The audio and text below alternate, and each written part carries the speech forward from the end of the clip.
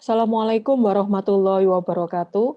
Selamat siang senior dan teman sejawat sekalian yang saya hormati. Perkenankan saya siang ini menyampaikan materi mengenai Important Triple Differential Diagnosis for Chest Pain. Saya Rafita Chandra dari RSUD Ibnu Sina Kabupaten Gresik. Terima kasih kepada Panitia SCU untuk kepercayaan yang diberikan kepada saya.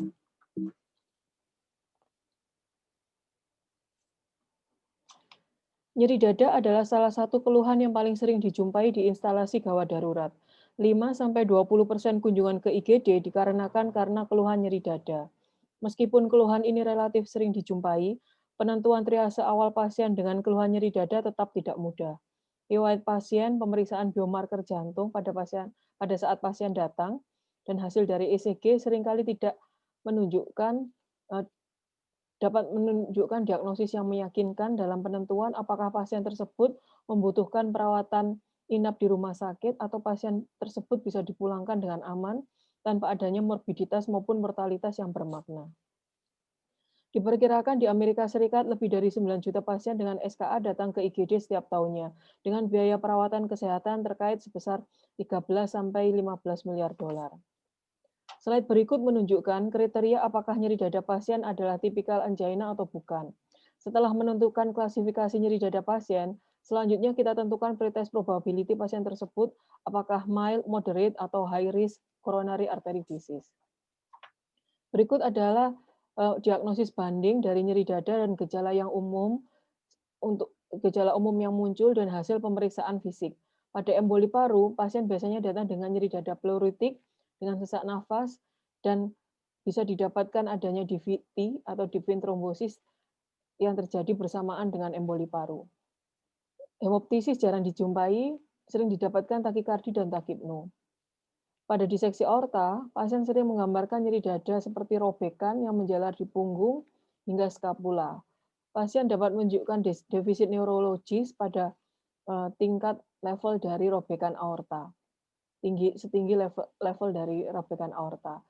Didapatkan perbedaan tekan darah antara kedua ekstremitas dan juga bisa didapatkan pula murmur jantung yang baru saja terjadi. Pada perikarditis, pasien sering menggambarkan nyeri dada pada posisi yang dikaitkan dengan sesak, adanya pericardial friction rub, dan adanya peningkatan dari jugular venous pressure. Pada pneumotoraks, pasien sering mengalami nyeri dada pleuritik dengan sesak, saluran nafas kanan dan kiri tidak sama, adanya peningkatan JVP dan juga hipotensi. Pada pneumonia, pasien sering mengeluhkan nyeri dada dan batuk, menggigil, disertai dengan sesak nafas dan adanya ronhi dan penurunan suara nafas di lapang paru.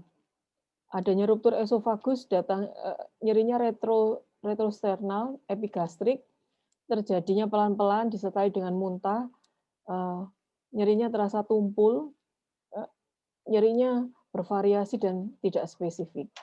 Tes diagnosis apa yang bisa kita lakukan? Pertama, kita lakukan ECG untuk membuat apakah ada memang temuan ECG yang spesifik seperti dengan gejala, dengan diagnosa yang akan kita buat. Bila terjadi infark miokard dapat terjadi ST elevasi, adanya aritmia atau disritmia, ada ECG spesifik untuk emboli paru, perikarditis akut, adanya iskemia non spesifik seperti ST depresi atau T inversi. Pada torak foto dapat membantu untuk mengidentifikasi penyebab dari nyeri dada. Misalnya didapatkan pelebaran mediastinum, bisa didapatkan pada aneurisma aorta, diseksi aorta, adanya cedera esofagus, adanya pneumonia dengan gambaran infiltrat, pneumotoraks, efusi pleura atau efusi perikat yang disebabkan oleh infeksi atau keganasan. Pada ekokardiografi dapat menunjukkan membantu untuk menentukan diagnosa seperti adanya efusi perikat atau tamponade jantung, serta dapat mengidentifikasi kelainan gerakan dinding saat gerakan dinding dari left ventricle saat pasien mengalami iskemia aktif. Tapi ECG tidak dapat menentukan proses tersebut akut atau kronis.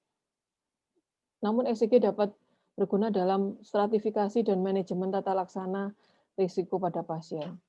Dapat dilakukan pula stress test, tapi tidak dapat dilakukan pada pasien dalam fase akut dan fase dalam critically ill, dapat dilakukan pada pasien dengan low atau intermediate risk factor, coronary artery disease dilakukan di rawat jalan.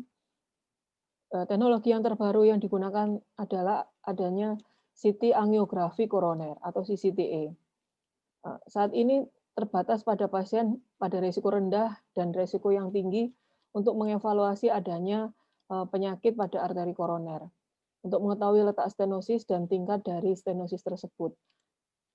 Dan juga namun apabila pasien tersebut pada high risk, pasien tersebut dapat dilakukan rawat inap atau kateterisasi perkutan dan sekaligus langsung bisa dilakukan pemasangan stent. CCTA sangat bermanfaat pada pasien dengan low dan intermediate risk apabila memang tidak ada indikasi untuk dirawat di rumah sakit, pasien dapat dipulangkan dari IGD dengan segera. Berikut ini adalah algoritma yang disarankan untuk menggunakan triple rule out pada tiga penyakit yang menyebabkan yang mengancam jiwa pada pasien dengan nyeri dada, atau triple rule out CT pada penderita nyeri dada akut.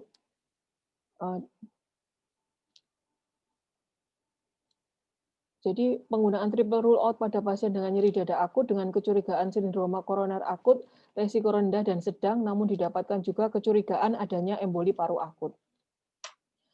Berikut ini adalah salah satu contoh kasus di Rumah Sakit Ibnu Sina Kabupaten Gresik penggunaan triple rule out CT pada pasien di IGD.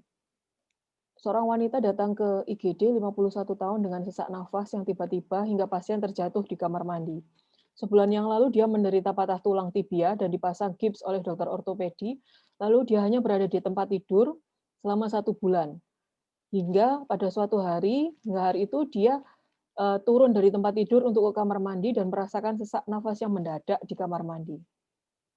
Hingga terjatuh di kamar mandi. Riwayat penyakit sebelumnya adalah diabetes mellitus tipe 2, hipertensi, dan obesitas. Pada pemeriksaan fisik didapatkan bengkak dan kemerahan dan rasa panas pada perabaan di paha kiri di atas gips dengan kecurigaan suatu DVT.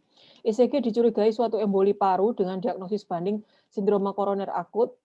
Pemeriksaan laboratorium kardiak biomarker dalam batas normal dan pemeriksaan laboratorium yang lain dalam batas normal. Sedangkan pada pemeriksaan dedimer belum bisa dilakukan pada rumah sakit kami karena masih menunggu keesokan harinya harus dikirim ke laboratorium luar. Slide berikut menunjukkan hasil triple rule out pada pasien tersebut. Pada pemeriksaan ini didapatkan emboli paru bilateral. Pada pemeriksaan arteriografi koroner dalam batas normal. Ada 2 pendekatan untuk diagnosa nyeri dada menggunakan CT scan, yaitu dedicated coronary CT angiography dibandingkan dengan triple rule out CT. Pada dedicated coronary CT angiography hanya berfokus pada arteri koroner, sedangkan pada triple rule out CT dapat diartikan sebagai one stop shop untuk pemeriksaan arteri koroner. Apakah ada sindroma koroner akut, diseksi aorta, atau emboli paru. Pada SCCT Guideline of the Use of Coronary Computed Tomography untuk pasien dibandingkan penggunaan coronary CTA terhadap pelayanan standar didapatkan pengurangan waktu tinggal di IGD yaitu 8,6 jam dibanding 26,7 jam. Pengurangan waktu diagnosa yaitu 5,8 jam dibandingkan 21 jam. Peningkatan persentase pasien yang langsung dipulangkan yaitu 47% dibandingkan 12%. Didapatkan angka major adverse cardiac event yang lebih tinggi pada pelayanan standar dibandingkan dengan pasien yang menjalani coronary CTA. Penelitian Romicat 2 melaporkan biaya perawatan di rumah sakit yang kurang lebih sama yang dikeluarkan pada pasien dengan diagnosa menggunakan CT angiografi dan CT coronary angiografi dan standard of care. Berikut ini adalah gambar yang dihasilkan oleh pemeriksaan dedicated coronary CT angiografi. Gambar di sebelah kiri menunjukkan temuan emboli paru pada pemeriksaan triple rule out CT, sedangkan gambar di sebelah kanan menunjukkan gambaran diseksi aorta pada pemeriksaan triple rule out of CT. Harper melaporkan bahwa tujuan utama dari triple rule out CT dapat memberikan evaluasi penghematan biaya dari arteri koroner, aorta, arteri pulmonalis, struktur intratorak yang berdekatan terhadap pasien dengan nyeri dada akut. triple rule out CT paling sesuai untuk pasien yang dinilai berisiko rendah hingga menengah untuk sindrom koroner akut, dan yang gejalanya mungkin juga disebabkan oleh kondisi patologis akut lain dari aorta atau arteri pulmonalis. Jika CT triple rule out di unit gawat darurat dapat difasilitasi, maka penegakan diagnosa akan lebih cepat, pemulangan yang lebih cepat dan aman dari pasien yang dinilai berisiko rendah hingga menengah dari coronary artery disease. Rutner melakukan penelitian dengan protokol triple rule out dari 36 dari 100 pasien karena peningkatan level D-dimer. Emboli paru ditemukan pada 5 pasien, efusi pleura dengan etiologi yang tidak diketahui pada 3 pasien, disfungsi ventrikal kanan yang berat dengan efusi perikard pada 1 pasien, dan karsinoma bronkial insidental didiagnosis pada 1 pasien. Didapatkan juga kontroversi penggunaan triple rule out CTA. Ayara melakukan meta-analisis, tujuannya adalah untuk membandingkan kualitas gambar, akurasi diagnosis, paparan radiasi, dan volume kontras dari CT triple rule out dengan modalitas diagnosis lain yang biasa digunakan, standar diagnosis yang biasa digunakan untuk mengevaluasi pasien dengan nyeri dada non-traumatik. Dikhususkan pada pemeriksaan koroner, emboli paru, dan juga diseksi aorta. Dibandingkan terhadap angiografi koroner invasif dan uji stres nuklir.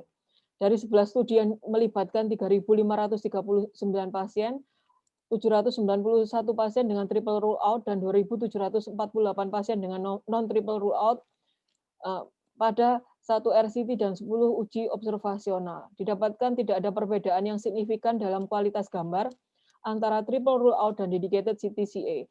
Triple rule out memiliki perkiraan akurasi diagnosis untuk penyakit arteri koroner dengan sensitivitas 94,3%, spesifisitas 97,4%, positive likelihood 17,71%, dan negatif likelihood 0,08%. Triple rule out CT sangat akurat untuk mendeteksi penyakit arteri koroner, mengingat didapatkan prevalensi pulmonary emboli dan diseksi aorta yang rendah, yaitu kurang dari 1% dalam studi yang diserahkan dalam meta-analisa ini, dan adanya peningkatan paparan radiasi dan penggunaan kontras yang lebih besar. Direkomendasikan bahwa salah satu penelitian merekomendasikan bahwa tidak rutin untuk penggunaan triple rule out dalam diagnosis kondisi ini dibandingkan dengan CTCA. Tes ini memaparkan pasien pada dosis radiasi yang lebih tinggi dibandingkan dengan angiografi koroner CT standar. Selain itu, emboli paru dan diseksi aorta jarang terjadi. Dalam satu rangkaian penelitian besar, lebih dari 2.000 pasien yang mengalami CT scan, tidak ada satupun diagnosis diseksi aorta yang dibuat. Dan pada mereka yang datang ke IGD dengan nyeri dada akut, gabungan diagnosa emboli paru dan diseksi aorta hanya berjumlah 0,2% dari diagnosis. Angiografi koroner melalui CT dapat digunakan untuk mendukung pengambilan keputusan lebih awal pada pasien yang mengalami nyeri dada akut dan telah ditetapkan pada Panduan National Institute for Health and Care Excellence untuk menegakkan diagnosa pada pasien dengan low pretest probability terhadap penyakit arteri koroner.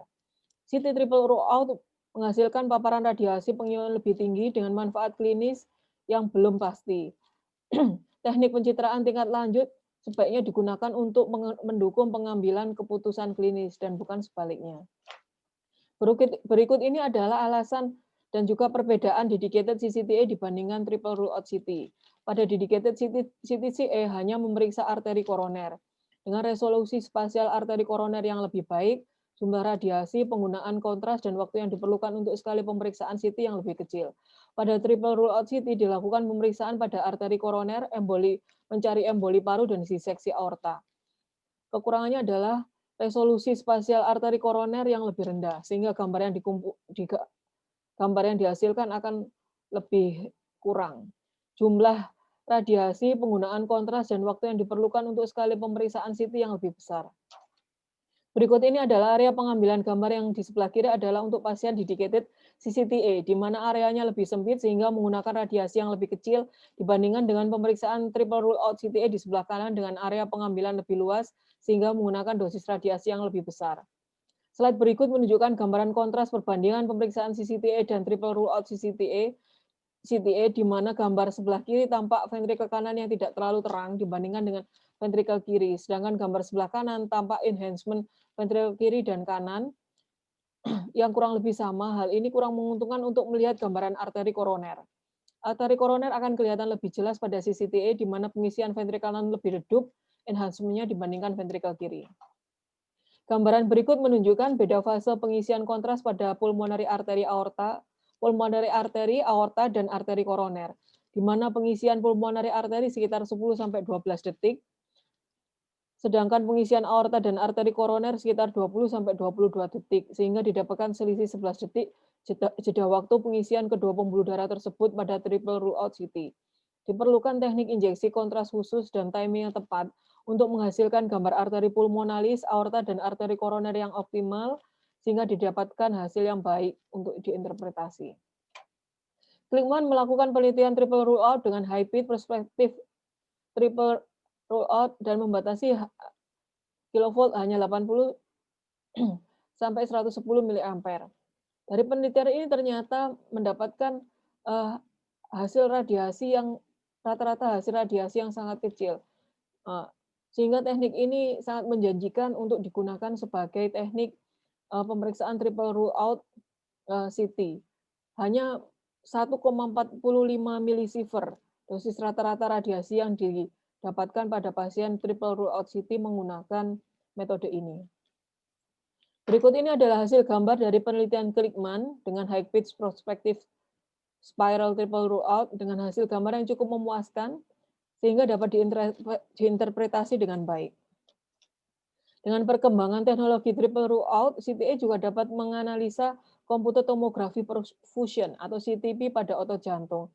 Selain itu, baru-baru ini dapat pula ditentukan FFR atau fractional flow reserve arteri koroner melalui CT. Watt et al. Melaporkan angka kejadian emboli paru yang luput dari diagnosa menggunakan dedicated CCTA sebanyak 20%. Jadi hanya CCTA saja masih ada sekitar 20% pasien dengan emboli paru yang tidak terdiagnosa. Sebaiknya pada pasien-pasien seperti ini dapat digunakan triple rule out CT. Jadi apa yang harus kita lakukan? Secara umum penderita nyeri dada yang datang ke IGD bila memerlukan pemeriksaan CT harus disesuaikan dengan kemungkinan penyebab terkuat dari nyeri dada pasien tersebut. Apakah pasien tersebut mengalami sindroma koroner akut, maka pilihan diagnostik yang dapat digunakan adalah dedicated coronary CTA. Apabila pasien tersebut dicurigai mengalami emboli paru, digunakan CT pulmonary angiografi. Apabila hanya dengan emboli paru saja. Dan apabila pasien tersebut dicurigai hanya diseksi aorta saja, dapat melakukan protokol aortic dissection. Triple rule out CT sebaiknya dilakukan pada pasien dengan kecurigaan apabila terjadinya sindroma koroner akut dengan diagnosa banding terjadi emboli paru.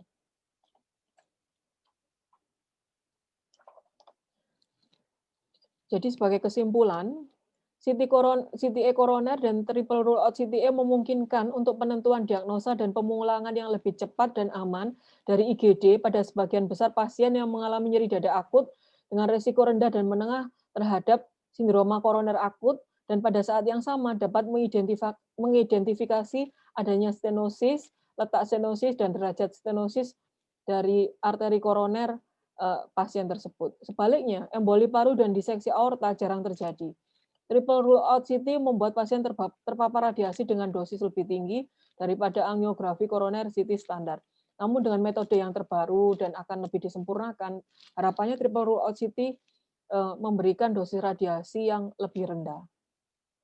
Mengintegrasikan CCTA dalam algoritma perawatan standar untuk pemeriksaan pasien dengan nyeri dada akut dengan risiko rendah dan menengah untuk sindroma koroner akut dapat mengurangi jumlah pasien yang harus menjalani perawatan di rumah sakit sehingga pasien lebih nyaman, lebih tidak cemas, dan juga dapat mengurangi biaya perawatan yang harus keseluruhan biaya perawatan yang harus dikeluarkan oleh pasien maupun melalui jaminan sosial atau asuransi. Sekian yang dapat saya sampaikan. Terima kasih atas perhatiannya. Mohon maaf apabila ada kekurangan. Wassalamualaikum warahmatullahi wabarakatuh.